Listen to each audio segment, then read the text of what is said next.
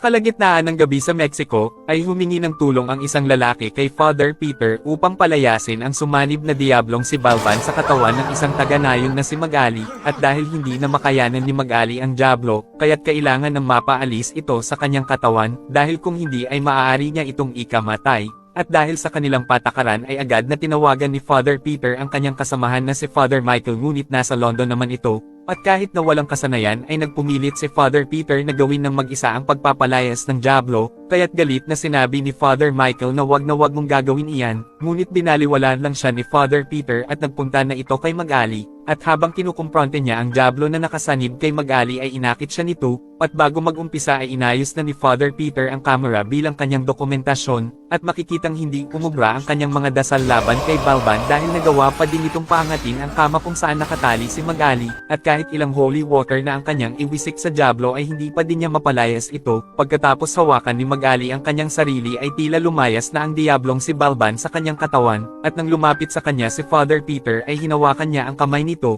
at pagkatapos siniban ni Balban si Father Peter ay ginalaw na niya si Magali.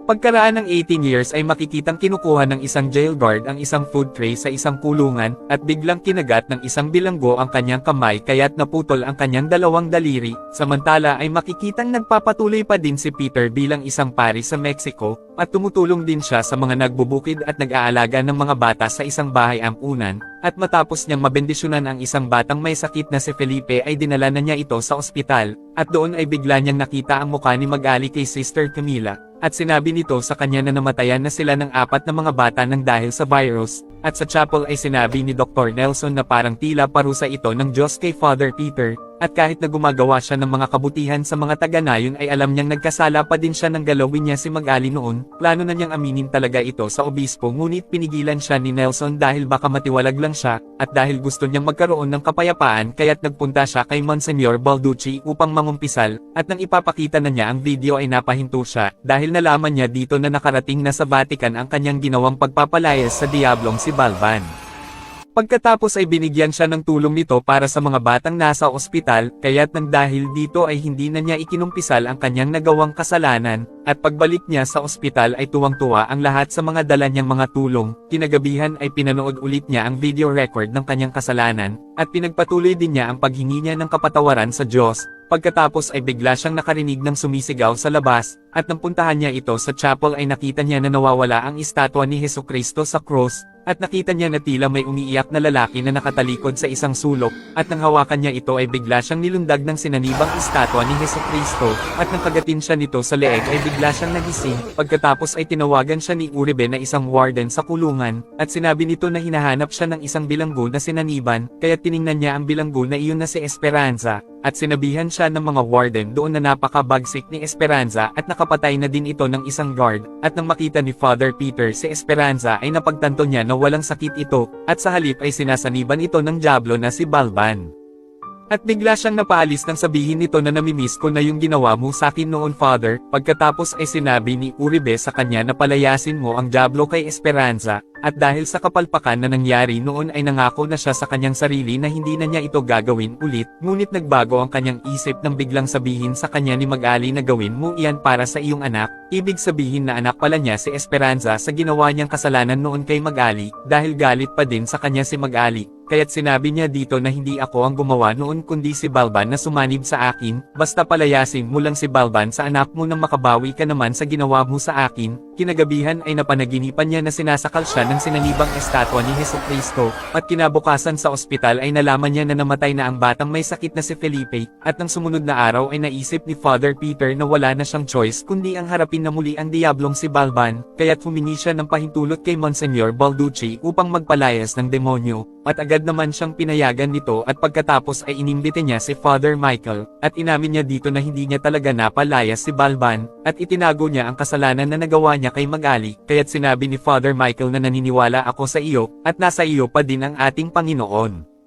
Kinagabihan ay naalala niya ng galawin niya si Magali, at kaya niya napalaya si Balban sa kanyang katawan dahil nagawa niyang maisigaw ang pangalan ng Diyos, At matapos niyang patayin ang video ay nagpasalamat sa kanya ang ina ni Magali at sinabi nito na isa siyang santo, at pagkatapos ay sinunog na niya ang videotape ng kanyang nagawang kasalanan. Sinabi niya kay Father Michael na napanaginipan niya na inatake siya ng sinanibang estatwa ni Hesukristo. Si Balban yan na gusto kang masaniban. Samantala habang nagdadasal si Sister Camila kay Mama Mary ay bigla siyang tinuluan ng dugo sa kanyang muka, at nakita niya na biglang nawala ang estatwa ni Mama Mary, at sinabi ni Father Michael na isang mataas na dyablo si Balban na may angkan at mga kampon, at maaaring may malalim na dahilan si Balban kaya't gusto kanyang siniban. Samantala ay nakita ni Sister Camila ang nakakakilabot na nabuhay na baby Jesus na buhat-buhat ng estatwa ni Mama Mary, at bigla siyang inatake at hinila ng sinanibang estatwa ni Mama Mary. Pagkatapos ay sinaniban din siya ng dyablo, kaya't takot na takot ang mga bata sa kanyang pagpasok, at sa labas ay narinig nila Father Peter ang pagsigaw ng mga bata sa loob.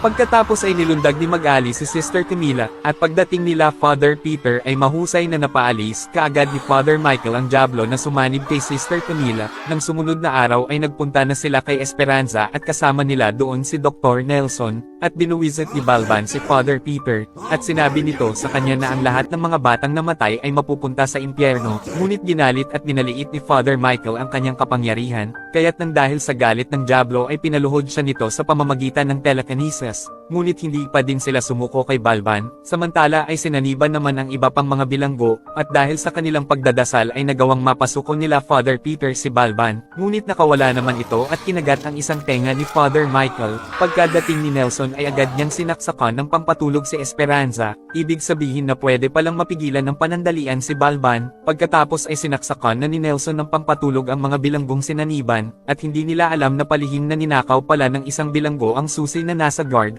Samantala ay naghahanda na sila Father Peter para sa isasagawa nilang exorcism, at tinuruan siya ni Father Michael ng isang kakaibang ritual na mas epektibo laban kay Balban. Huwag kang maniniwala na nasa iyo ang Diyos at sa halip ay maniwala ka na ikaw talaga ang Diyos. Pagkatapos ay nakipag-usap na siya kay Magali tungkol kay Esperanza. Nagpasalamat si Magali sa nangyari sa kanila dahil mahal niya si Esperanza. Kinagabihan ay nagpunta na sila sa bilangguan upang palayasin si Balban kay Esperanza. Samantala ng injeksyonan ni Nelson ang isang babaeng bilanggo ay bigla siyang inatake ng isa pang bilanggo sa kanyang likuran, at nakita siyang gumagapang nila Father Peter at sinabi niya na tumakas na kayo, at paglabas ng mga bilanggong sinaniban ay agad na nagdasal si Father Michael kaya't nanghina ang mga ito, ngunit hindi naman umubra ang kanyang krus sa sinanibang estatwa ni Mama Mary, at nang sasaksakin na ng isang bilanggo si Father Peter ay itinulak ito ni Nelson, kaya't nagawa na nilang makatakas at maisara ang pinto. Pagkatapos ay sinabi sa kanya ni Father Michael na may kinikimkim kang kasalanan na hindi mo pa banibitawan, kaya't agad niyang inamin ang tungkol sa nangyari sa kanila ni Magali. Hindi mo matatalo si Balban dahil may bahid ang iyong kaluluwa. Kaya nga ako nagpasama sa iyo dahil tinalo mo si Balban dati, ngunit inamin din ni Father Michael na kaya nagawa kong manalo kay Balban dahil ipinagbili ko ang kaluluwa ko sa kanya, at alam ko na din na masusunog ang kaluluwa ko kapag ako ay namatay. Pagkatapos ay hindi na kinaya ni Father Michael ang saksak sa kanyang dibdib, at bago mamatay ay sinabi niya kay Father Peter na, huwag kang gagawa ng isang kasunduan sa dyablo. Samantala ay nakapasok na ang mga sinaniban kaya't agad nang tumakas si Father Peter. Pagkatapos ay inirecord niya ang pag-amin niya sa nangyari sa kanila ni Magali dahil sinaniban siya noon, at isinend niya ito sa bishop upang matupad na niya ang kanyang penitensya at nang malabanan na niya si Balban, kaya't nang dahil dito ay naging mas malakas na ang kanyang exorcism, at bigla siyang inatake ng sinanibang estatwa ni Hesukristo, ngunit nagawa naman niyang maihagis ito ng kanyang krus. Pagkatapos ay bigla siyang binagsakan ng isang sinaniban kaya't nawalan siya ng malay, at nagising na lang siya na nakatali at nakaupo habang nasa harapan niya si Balban at ang mga kampan nito, at makikitang pinapalayas ni Balban ang espiritu ng Diyos na nakasanib sa kanya. Samantala ay nakita ni Sister Camila na mga nanginginig ang mga bata, at bigla siyang sinakal ng sinanibang estatwa ni Mama Mary, at sa kabila ng mga pag-atake nila Balban ay nanindigan pa din si Father Peter sa kapangyarihan ni Hesukristo upang labanan ang mga ito, kaya't napilitan na si Balban na siniban siya. Samantala ay nagdadasal naman si Sister Camila upang labanan ang dyablo sa estatwa ni Mama Mary, at nagawa ng mapalayas ni Father Peter si Balban kay Esperanza, ngunit dinaya lang pala siya nito, at nagsimula ng patayin ng dyablo ang lahat ng mga bata sa ospital, at sinabi ni Balban kay Father Peter na kung ayaw mong paawat ay mapupunta kayong lahat ng mga bata sa impyerno. At ngayon mamili ka, sino ang gusto mong iligtas, ang mga bata ba o ang anak mong si Esperanza, o kaya naman ay alisin mo ang espiritu ng Diyos sa iyo at nang makaligtas silang lahat, at ang huli na ang pinili ni Father Peter, ibig sabihin na nagawa na niyang makipagdeal sa dyablo, pagkatapos ay biglang nawala na ang sinanibang estatwa ni Mama Mary, at nakita din ni Sister Camila na nabuhay at naging maayos na ang mga bata, pagkatapos ay lumabas na si Father Peter habang buhat-buhat niya si Esperanza, at sa wakas ay nagkita-kita na silang tatlo nila mag-ali.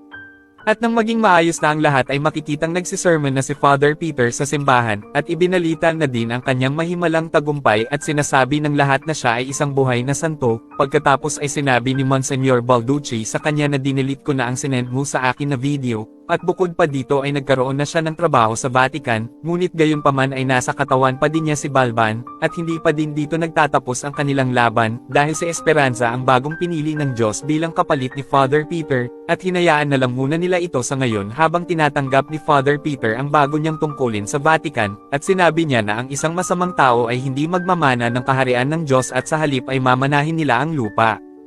At dito